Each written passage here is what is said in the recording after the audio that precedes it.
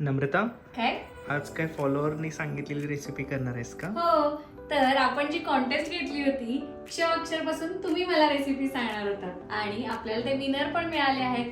त्यांनी जी सांगितली रेसिपी आपल्याला ती आज आपण करणार आहोत. तर त्यांनी सांगितलं होतं की क्षीरसागर. क्षीर म्हणजे काय? दुधापासून बनवलेले पदार्थ. चला तर मग आता आपण रेसिपीला सुरुवात करूयात.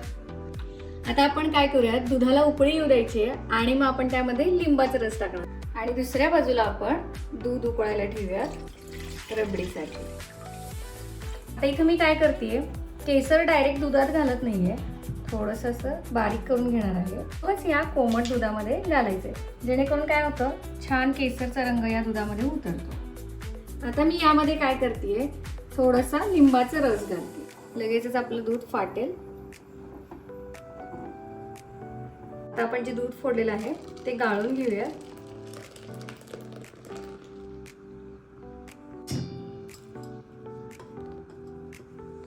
बरोबर 1 लिटर दूध मी फोडून घेतलेलं आहे. साधं पाणी पण घालायचं आहे, जेणेकरून जो लिंबाचा आंबटपणा आहे तो त्यातून जावा.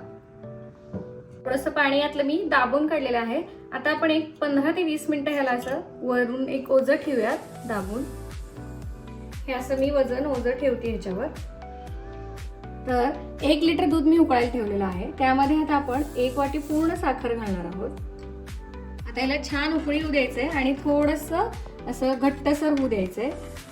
मध्ये मध्ये आपण जे दूध ठेवलेलं आहे ना उकळायला, ते हलवत राहायचं सतत. एक 20 मिनिटं झालेले आहेत. आता आपण काय करूया, हे ओपन करूया. एका ताटात घेऊन आपण आता ह्याला मळून घेऊया. आता आपण पनीरचे गोळे करतोय, तोपर्यंत इथं पाक करून घेऊयात. पाव वाटी आपण इथं साखर घेतोय. 1 चमचा मी कॉर्नफ्लोअर घालते. खूप जास्त घालायचं नाहीये,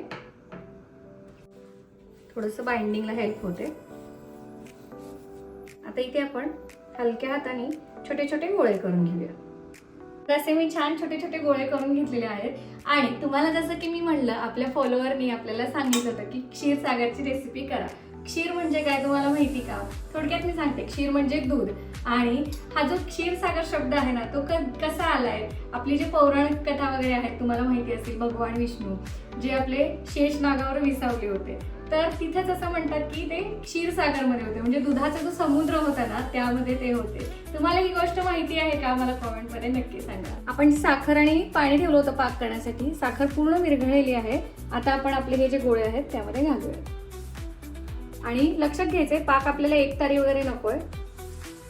आता आपल्याला हे झाकून 10 ते 15 मिनिटं छान उकळी काढून घ्यायची. जी आपण मलाई केरायला ठेवली होती रबडी, जसं मी म्हणलं, ती पण छान आता आटत आली आहे. 1 चमचा कॉर्नफ्लोअर घेतलेला आहे. त्याच्यामध्ये आपण आता थोडं पाणी घेऊन पातळ करून घेऊया. थोडंसं पाणी घातलंय. थंड दूध घातलं ना तरी चालेल. शक्यतो लक्षात ठेवा की गरम दूध घालू नका त्यामध्ये. आपण ह्यामध्ये मिक्स करून घेऊयात. लक्षात घ्या, दूध व्यवस्थित आटू द्यायचं किंवा थोडंसंही कॉर्नफ्लोअर घातलं ना तरी घट्टसरपणा येतो त्याला. सगळ्यात शेवटी आपण जे केसर दुधात भिजवलं होतं ते घालूया. ते अगदीच ऑप्शनल आहे. 10 मिनिटं झालेली आहेत. आता आपण गॅस बंद केलेला आहे. हे बाहेर काढून घेऊयात पाकातून. अगदी गरम गरम आहे तेव्हाच मी हे यामध्ये मिक्स करतेय.